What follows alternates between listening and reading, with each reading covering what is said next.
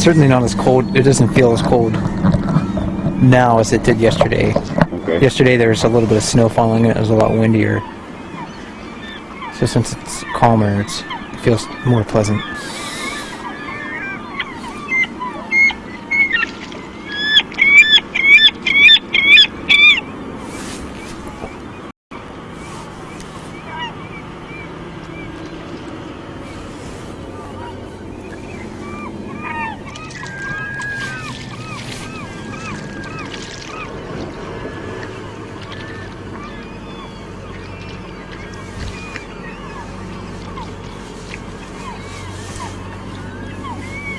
Good morning from Brooks River, everyone.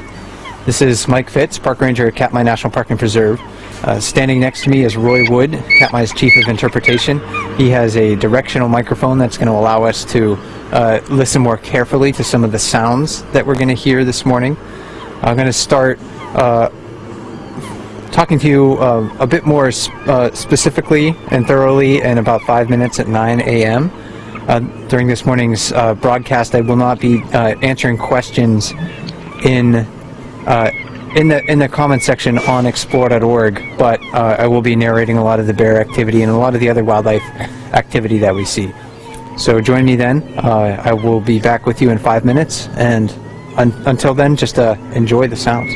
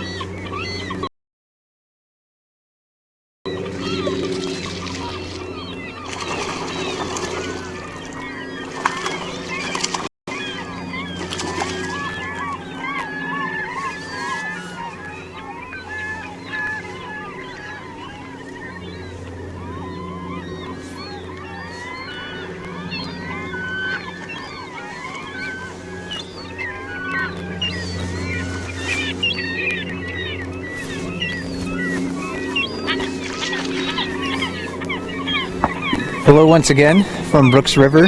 This is Ranger Mike Fitz at Katmai National Park and Preserve. Standing next to me is Roy Wood, Katmai's Chief of Interpretation. He'll be my sound man today.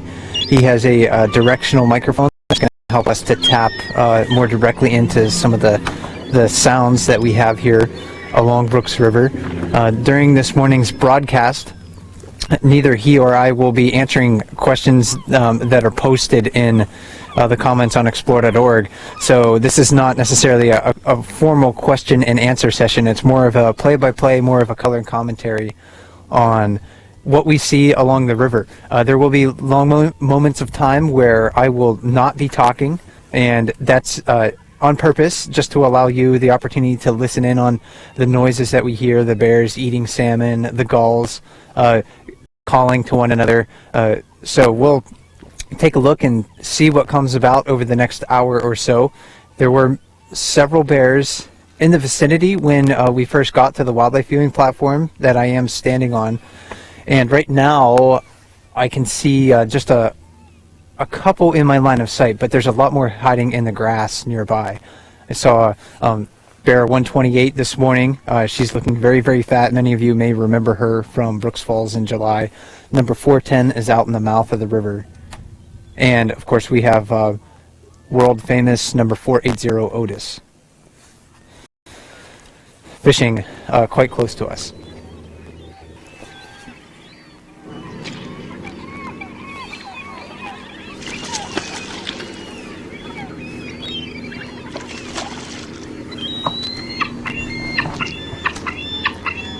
I think number 480 just woke up from his overnight rest. When Roy and I first showed up, he appeared on the other side of the river, not far from where he's sitting right now, looking nice and dry. So it did not look like he had been fishing and moving through the water. So he'll probably be in the water fishing for an extended period of time this morning.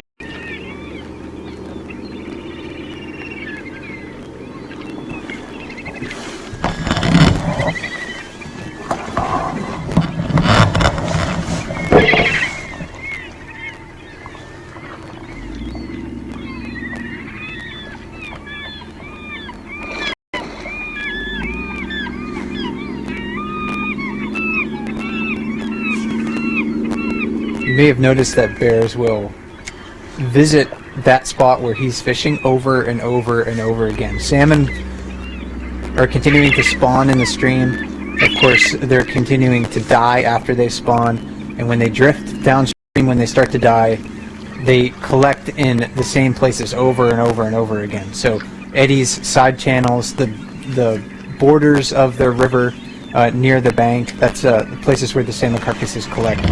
So you'll see the bears, different bears, and of course a lot of the same bears visit the same places over and over again.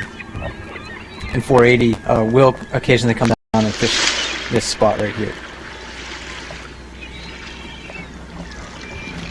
That's a rare Otis action shot. Yeah, we don't often see him move that quickly. What he probably saw a, and I can't quite see it, but he probably saw a salmon that was just barely strong enough to try to swim away, and I think he had it and then he didn't have a good grip on it and it just slipped out of his hands.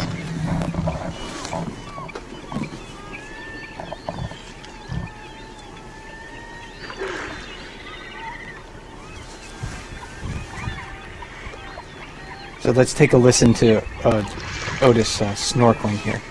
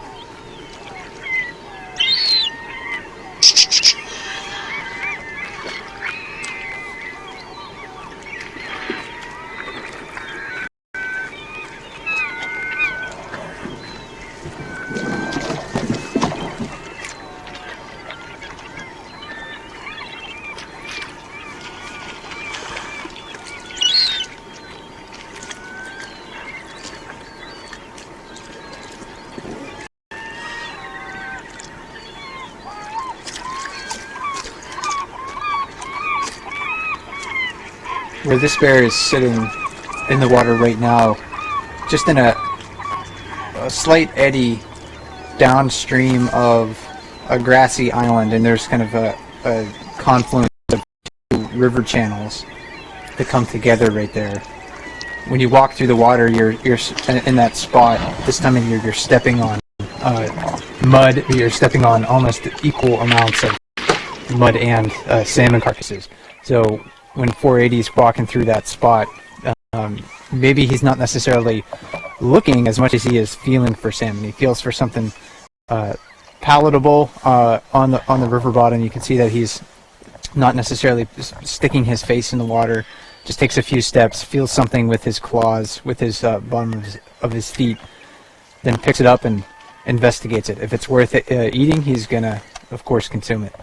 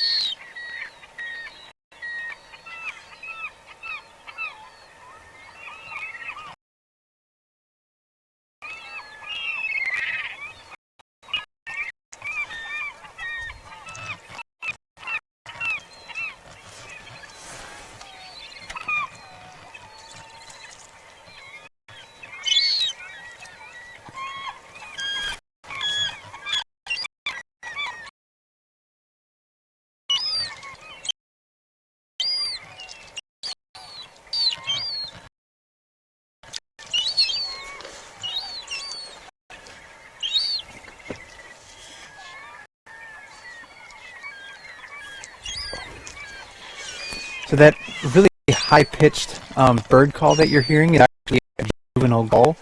So it's a juvenile glacous gull.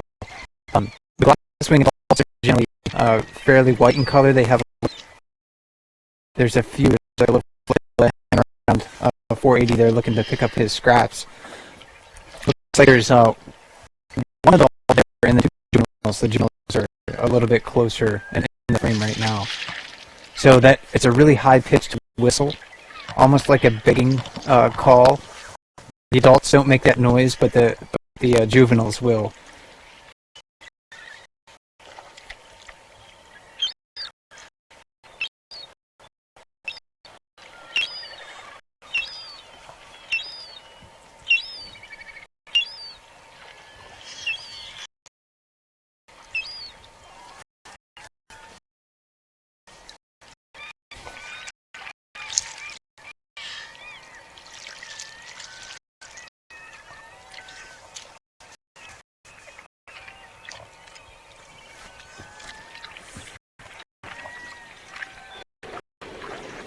Bears, of course, are protectors of fowl and to be consumed by other species. If a bear catches and kills a salmon, and any leftovers that it leaves behind are quickly going to be scavenged by other birds. Magpies, the gulls, gray jays, ravens, bald eagles, there's a host of other species that are going to feed on salmon carcasses.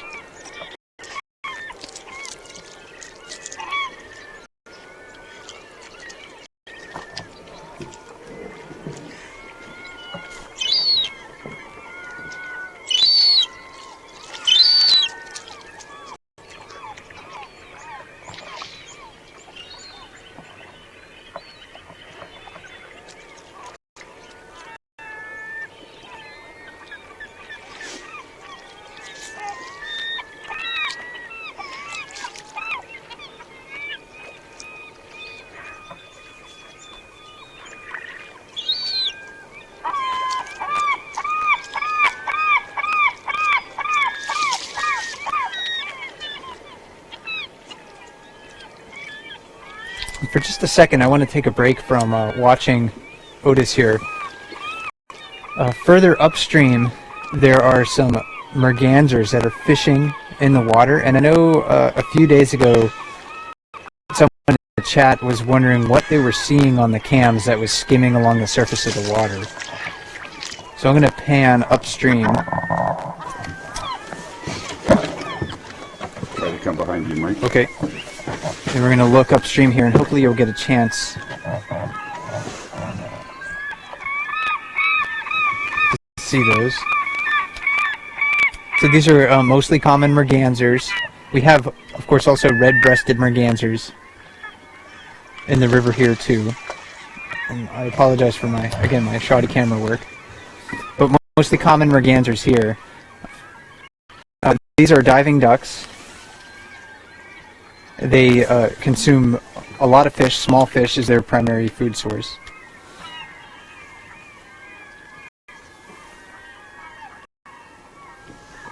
Their bills are actually serrated.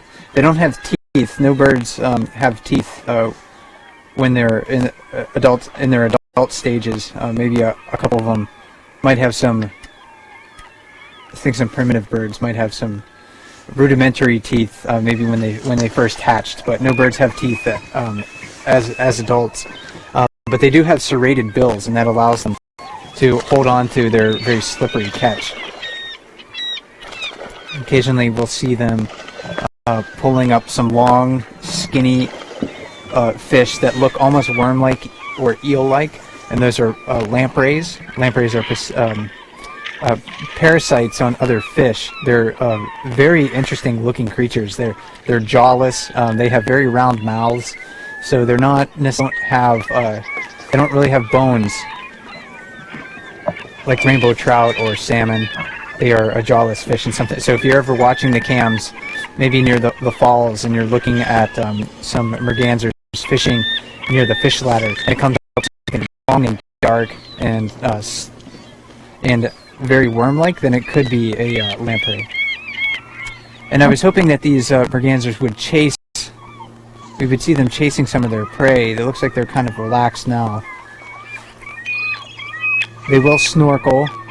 Kind of like a bear will. They'll put their face in the water, and they'll look under the water for any fish that are nearby. When they see something that they want to catch, and that prey is swimming away, they often will almost run and fly on the surface of the water. They'll beat their wings rapidly. They'll run their legs right across and skim the surface of the water with their face, sometimes right in the water, as they're still trying to keep an eye on that piece of food that's swimming away. So maybe they'll come a little bit closer and give us a better view here in just a little bit.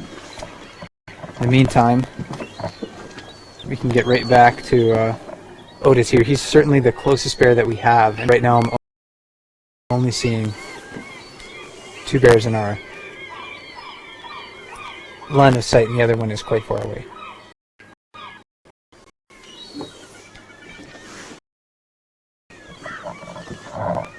So he's still working the exact same area that he was just a few minutes ago. That eddy, again, downstream of that island, collects a lot of dead and dying salmon, so he doesn't have to move very far to find food.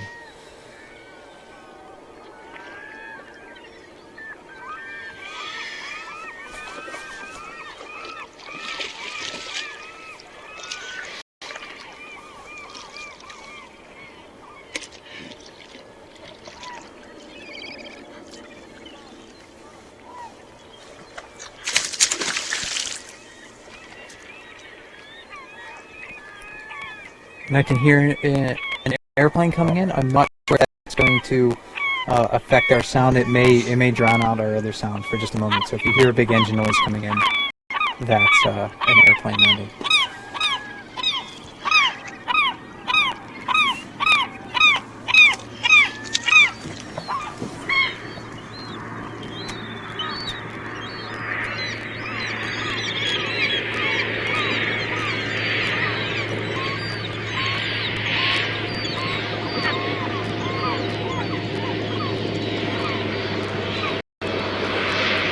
It was zoomed out pretty far, so you might not be able to see her. Up there, down the lake there.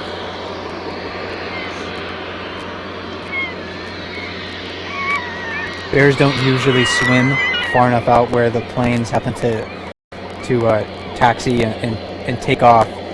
But pilots do have to keep an eye out for any hazards that are in the water. It could be a log, could be a bear, but the bears tend to stick to the mouth of the river, and that tends not to be where the planes land.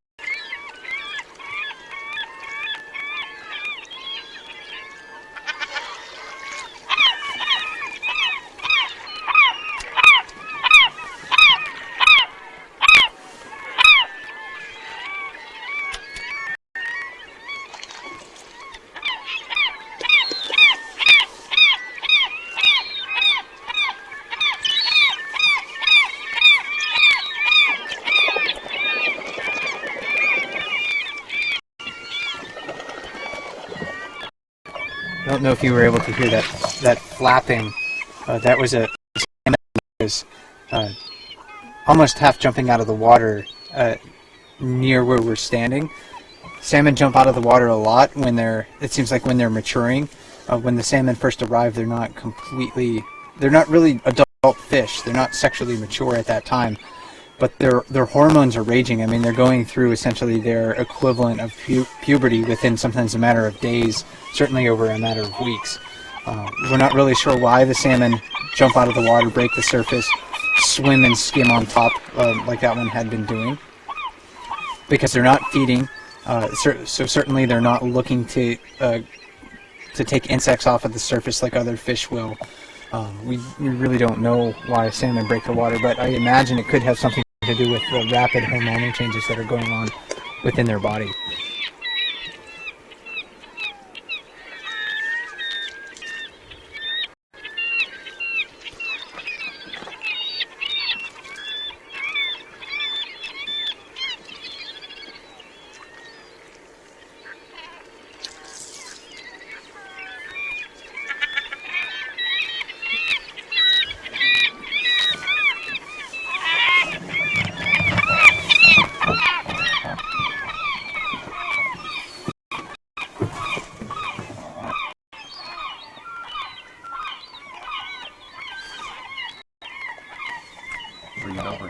Yeah, we're going to try to take a look at a non-bear mammal over here. I'm not sure if we're going to be able to find it. There was an ermine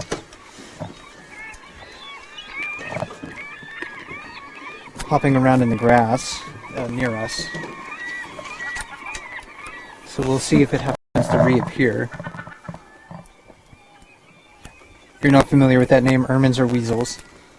They're small animals, but they have a very high metabolism, very energetic, and quite voracious predators. They look, of course, cute from our perspective. They're furry, they're fuzzy. They have even in their adult stages, kind of like a juvenile-looking face. But if you're a vole, you're a mouse, you're a tiny shrew or something like that, they are not something that you want to encounter. I'm not sure if it's going to come back out, but we'll take a look at some of our grass here for just a moment and see if it does.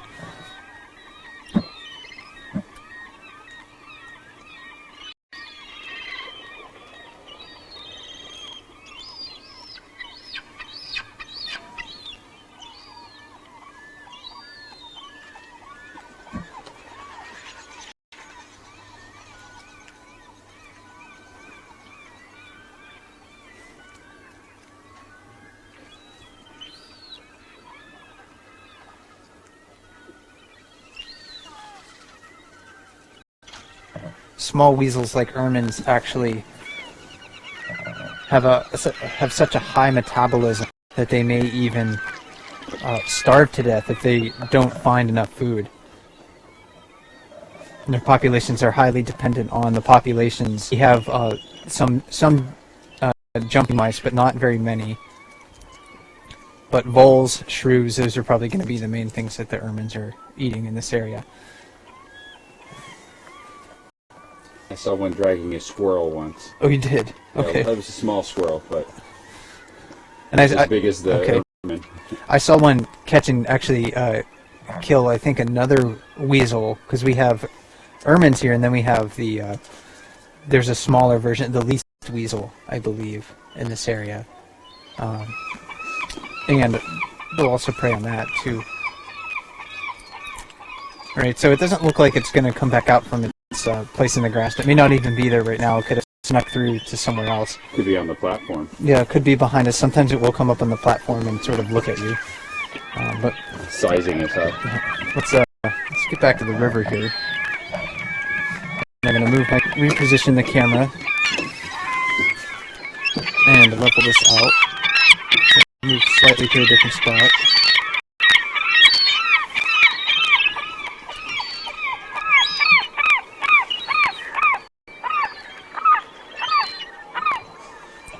We have another bear that's coming into our line of sight now that's down on our spit.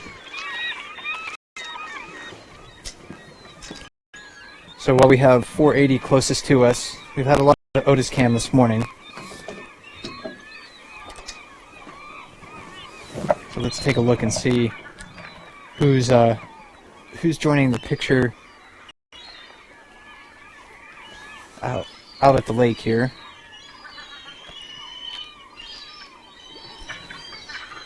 This is still a time of the year where we can expect new bears to arrive.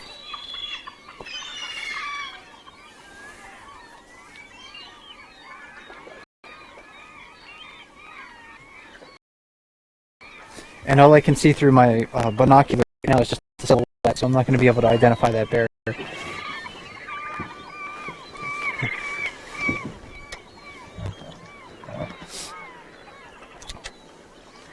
But that's okay. You know, if you don't know which bear you're looking at, I recommend just watching it and enjoying it. That's what happens to me. There are a lot of bears that I see moving along the river that I have no idea who they are. Maybe I have seen them before, maybe I haven't. But when that happens and I can't identify a bear, I just sit back and relax and then just enjoy it. And maybe try to get to know some of its characteristics so I recognize it again.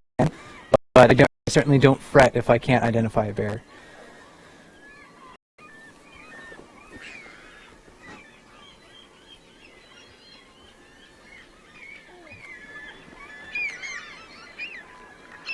You're hearing some Bonaparte's gulls that are flying overhead.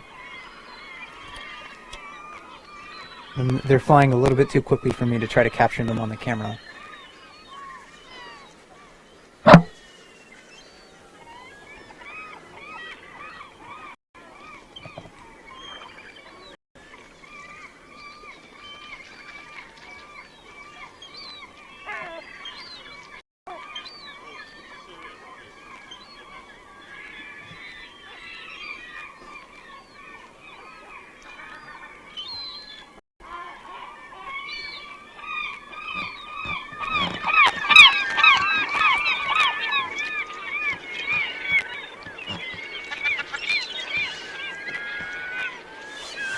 Certainly the glaucous wing gulls are the gulls that are noisiest and most abundant.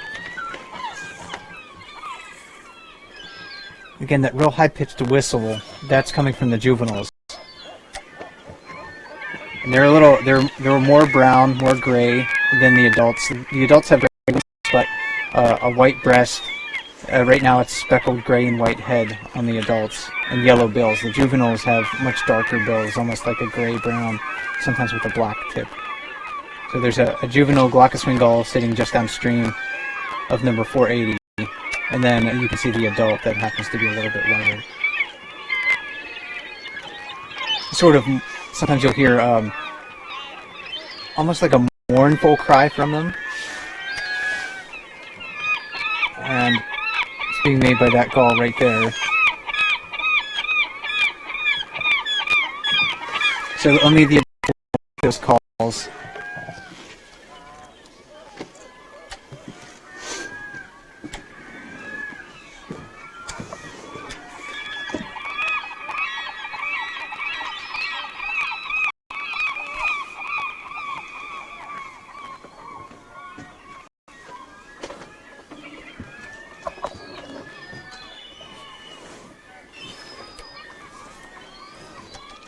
So we have the couple of bears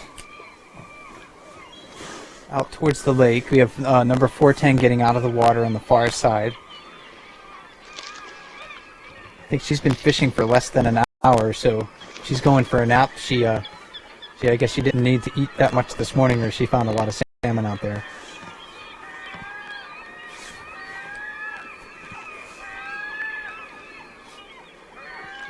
And the other bear on the other side of the river was walking towards us. It's behind some grass right now, but I think it's going to come into our line of sight in just a moment.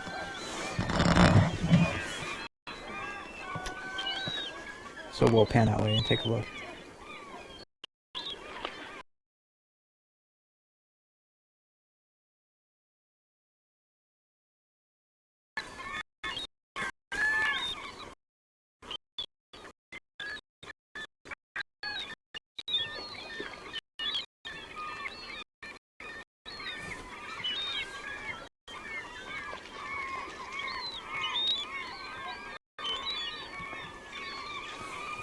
So this looks like it could be number 171. If you're not familiar with her, she's an adult female.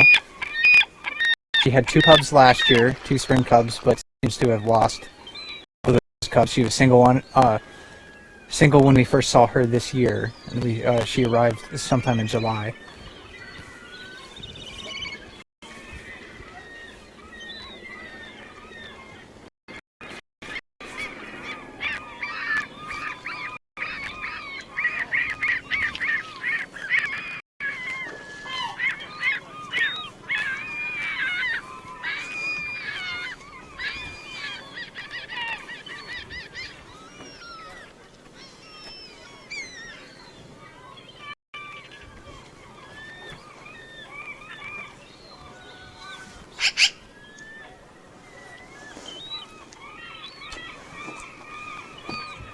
You may hear one of the noisier birds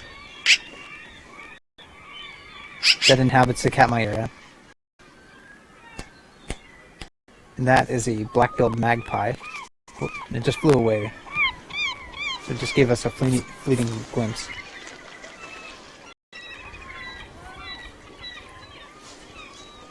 Magpies are members of the jay and raven family. So like jays and ravens, very noisy, very vocal birds.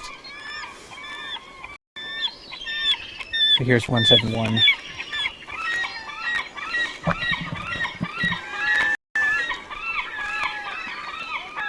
can see how the gulls just walk out of her way. I think the gulls realize bears take very little attention to them. Sometimes you'll see a cub or a younger bear sort of playfully charge at a gull.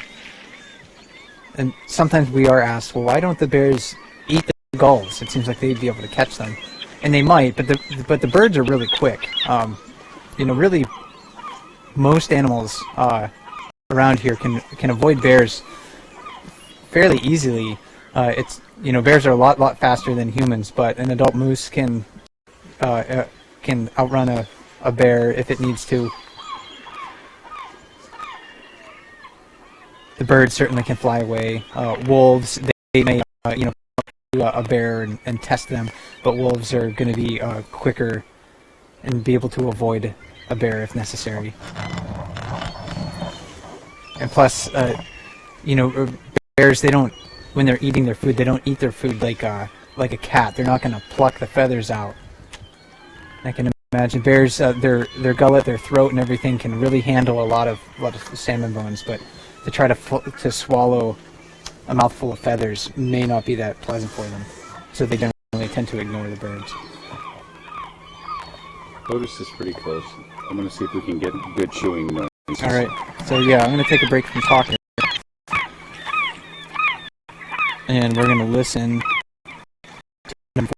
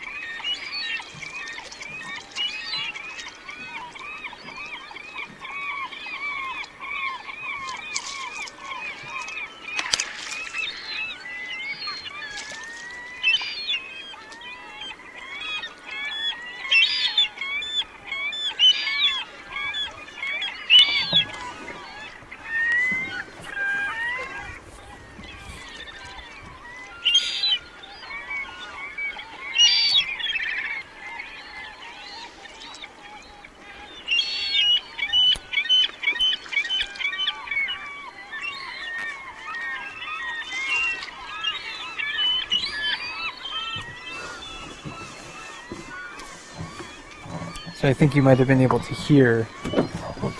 Mostly gulls. Mostly gulls. Okay. Hopefully you could hear a little bit of bones crunching, a little bit of the skin being torn from the salmon.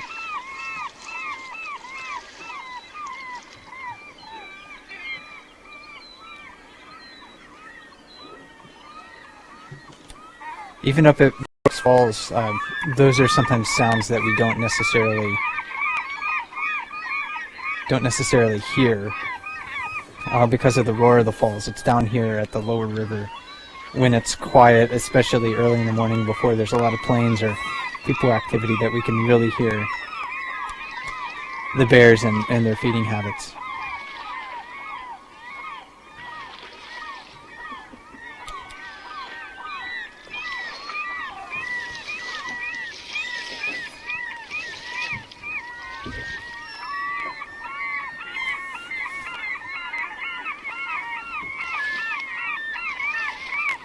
So now we're looking at 171 again, that young adult female.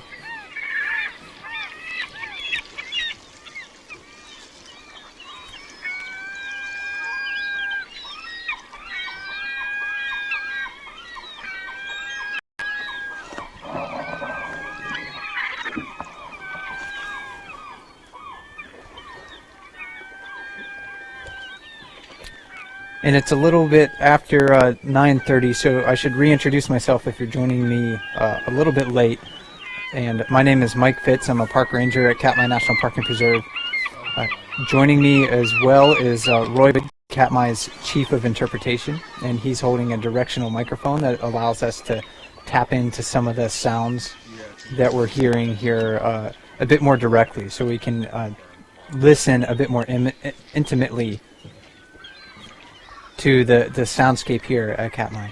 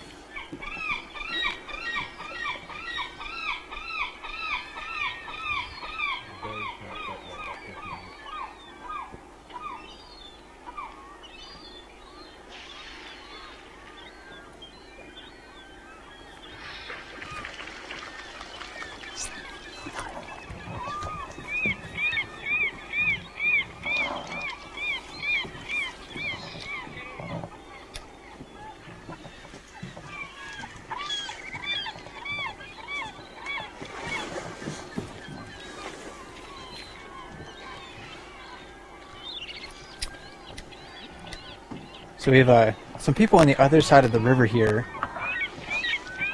and it looks like there's another bear that surprised them standing out near the bridge, like where they were is kind of a precarious spot because bears often come through the forest. There's not a lot of staff at this time of the year to monitor where the bears are moving, and these folks are just going to take an alternate route around those bears. Here at Brooks River, the bears are very used to people moving out of their way. There are certainly instances where you want to stand your ground in a surprise encounter with a bear, but here, under most instances, all you need to do if you're in close quarters with a bear is move out of their way. And this is a fairly small bear. Definitely looks to be like it's a subadult bear. Subadult bears are juvenile bears. They're about 2.5 to 5.5 years old, so they're independent of their mothers, but they're not fully sexually mature.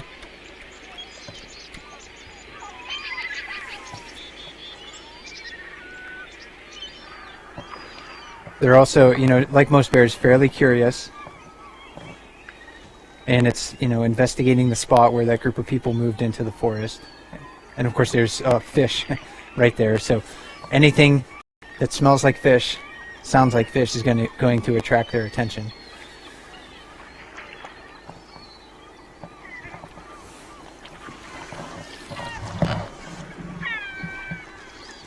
I think you saw an example of just kind of how awkward our facilities are placed here at Brooks River for the way that we use the camp today, Brooks Camp, Brooks Lodge. It's really, placed in, and not designed very well for bear viewing. I mean, we have trails that go right through where the bears want to rest, where the bears want to feed.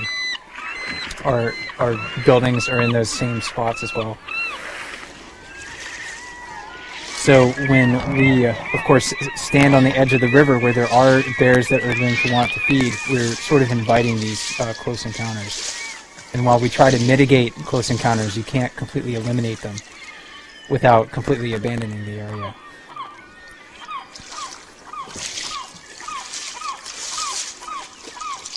While that small bear feeds on the other side, we can take another look at our female right here that's nearby.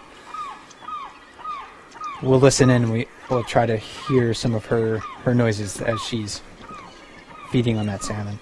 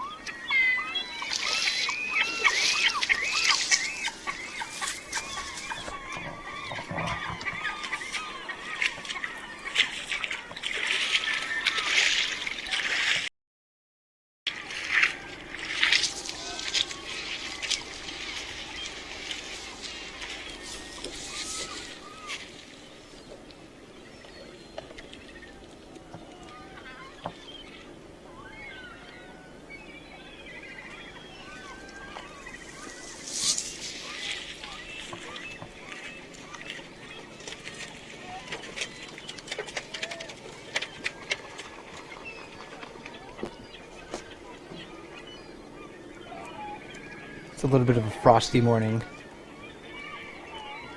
So you can see her footprints. The deck has frost on it, so when she steps away, that frost will be melted.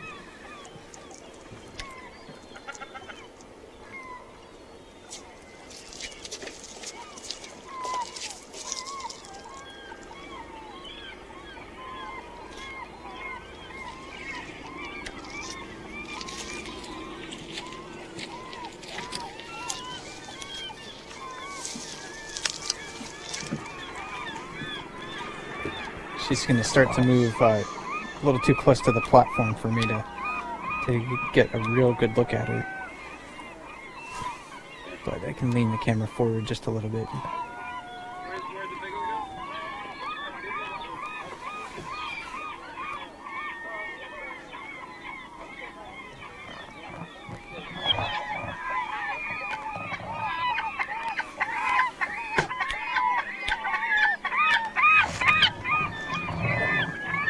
Her fur is very grizzled in color, and that's where the name grizzly bear came from. Of course, here we call them brown bears.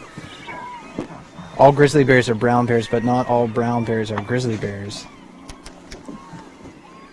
Grizzly bears are considered populations of brown bears in North America that live away from coastal areas. They don't have access to like salmon. But that does not mean that our bears here don't have grizzled fur. They have very light tipped fur, some of them.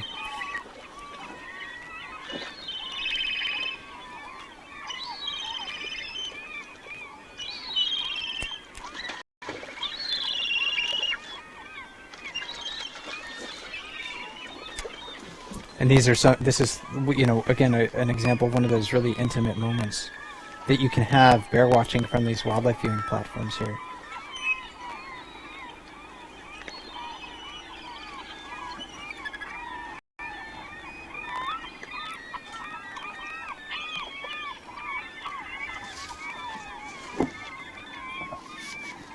And there are a few places on Earth that really allow you to just to sit and be an observer so close to such large and powerful animals.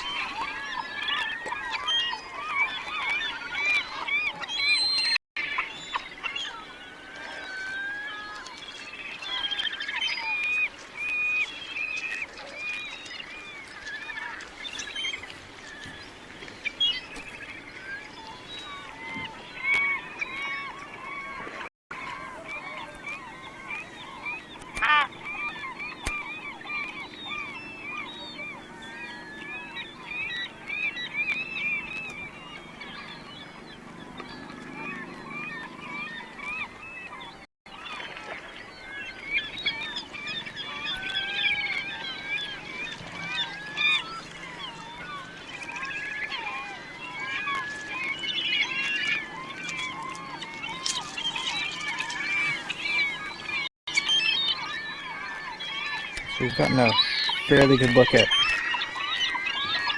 171 here. I'll reposition and take a look at that small bear that surprised a group of people on the other side of the river. It's swimming just a little bit closer to us. It's investigating, of course, the same spot that 480 Otis was doing. Looking for dead and dying salmon there. Of course, larger bears, they need to eat more food proportionally to gain enough fat to survive the winter. Smaller bears, they may grow actually a lot quicker than those bigger bears. A small bear can sometimes double its weight from spring to fall. And they can do that by eating a lot less salmon.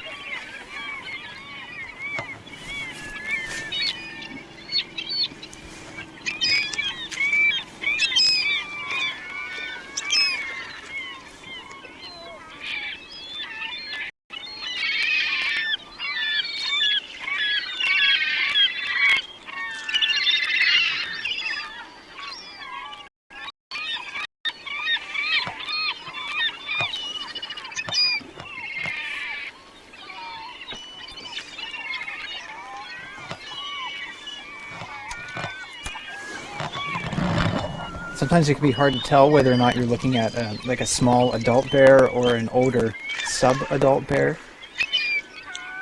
subadult bears generally are, of course, smaller than the adult bears, but in the spring and early summer, oftentimes they don't appear very well filled in. They often, it seems like their legs and heads are out of proportion of their bodies. Their ears are also perched very high on their head, unlike adult bears. If when you take another look at some of the very large males that we have here, or even the large females like 410 and 409, their ears are not perched high on their head. They're perched more on their sides of their head because their skulls have grown so wide. And you can see that on this bear, its ears are more upright standing, closer together than what you're going to find on an adult bear. So that's kind of one of those characteristics that you can look for to try to differentiate whether or not you're looking at a younger bear versus an older bear.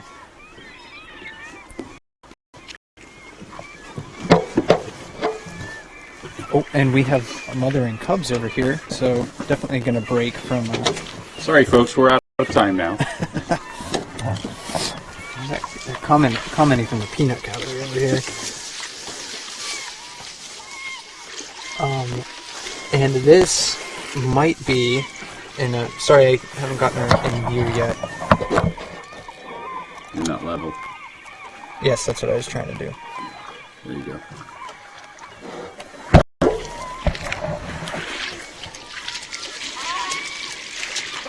This is not number 402. This is a different female.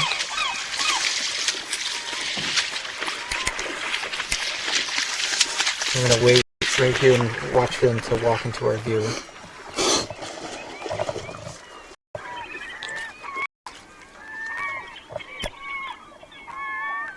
.171 is still down below as she's looking at that family as well. Let's listen for jaw pops and woofing.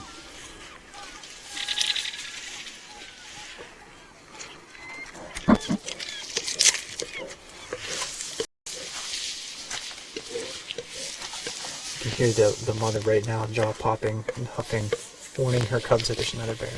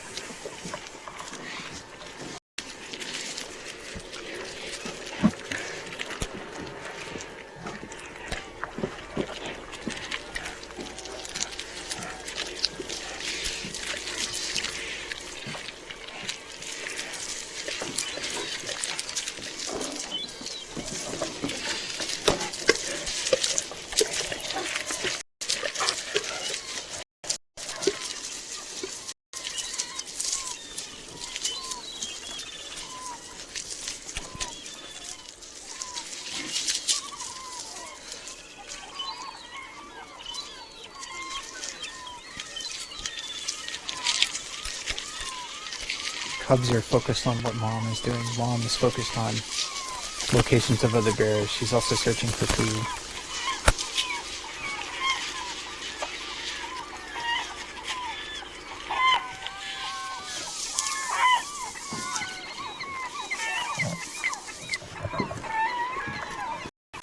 And this is a bear that I don't quite recognize right away, but again, that's alright. I'm just gonna enjoy watching her. Mom and 3 cubs. These are first year cubs. Cubs of the year, sometimes they're called, or spring cubs.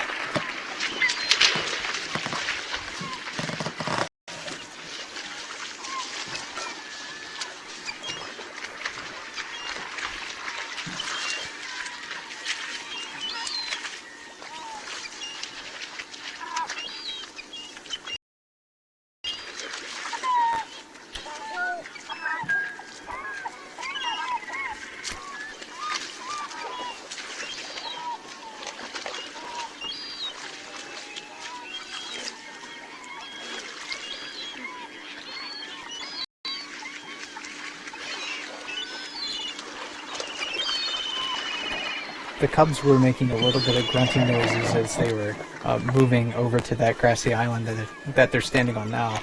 I'm not sure if our microphones were able to pick that up. They could, but I had to be careful because I was picking up the conversations of the people, oh, no. too. Okay.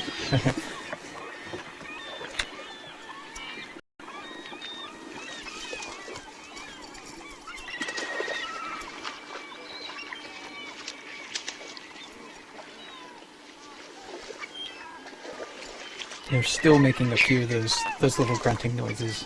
Of course, young bears, just like old bears, are probably always hungry. Spring cubs grow probably fastest any bear when they're born. So these cubs are coming up on. They're probably 9 months old now. When they're born in January, they only weigh about a pound. Right now, they could weigh 60 pounds or more.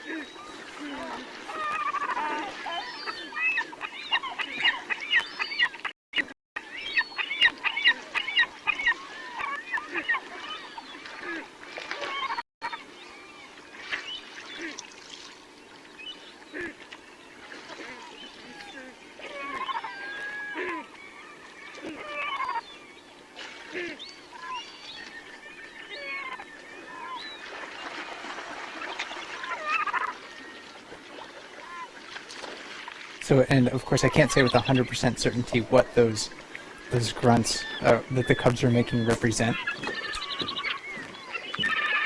A lot of times we hear them in the context of, it seems like they're trying to say, "I'm hungry, feed me." Sometimes they'll do that when they try to get some fish from mom. They may bawl a lot louder than that when they want to eat some fish that mom has or they want to nurse. It could also be a contact call, just to say, "I'm here. Where you going, Mom? Stay with me."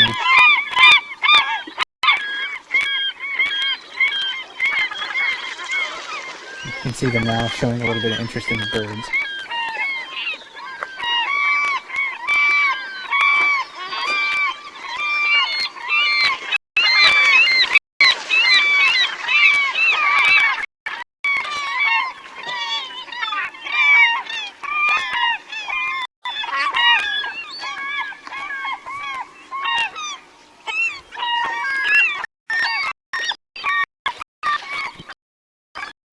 And if we're going to talk for another 5 minutes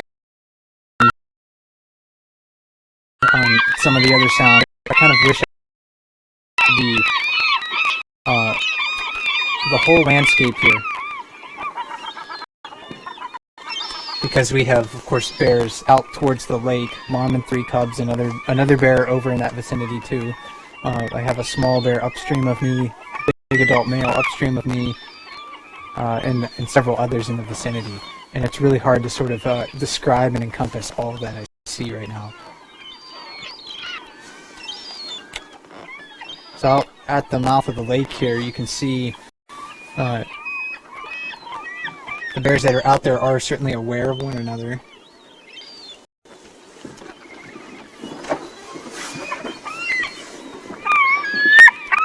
Again, mom, with the cubs, she has to spend a lot of time being vigilant, paying attention to what other bears are doing.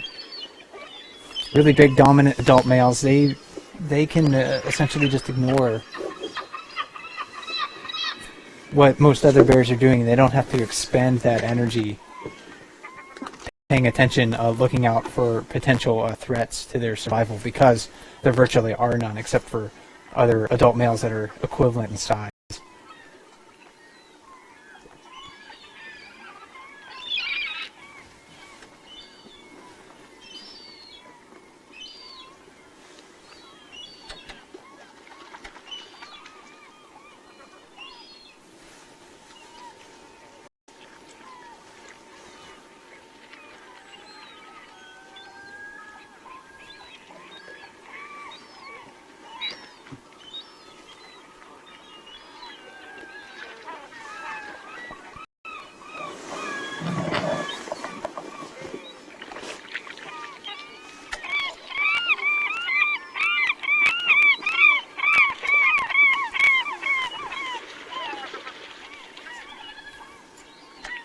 So while our family of bears is moving away, we can take one before we sign off for the day. We can take one last look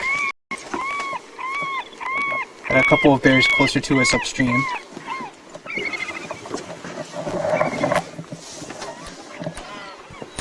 So we have that small young juvenile bear sitting close to us, feeding on salmon, and then we have a little bit further upstream from that bear, number 480 Otis, who's been with us all morning.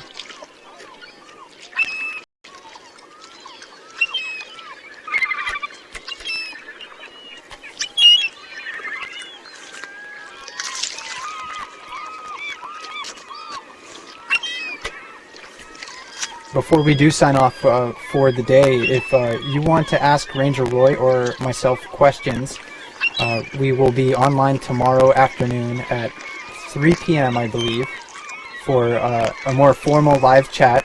So about 2 o'clock you can start posting your questions in the comment section on explore.org, and we'll do our best to try to answer as many of those questions as you can. Tomorrow is also Katmai's birthday. Katmai is turning 97 years old tomorrow, so we can celebrate that. I don't think we're going to have any cake on the cam, but you never know. So please join us for that. We'll talk a little bit about history, and of course we'll answer as many questions about bears as we can.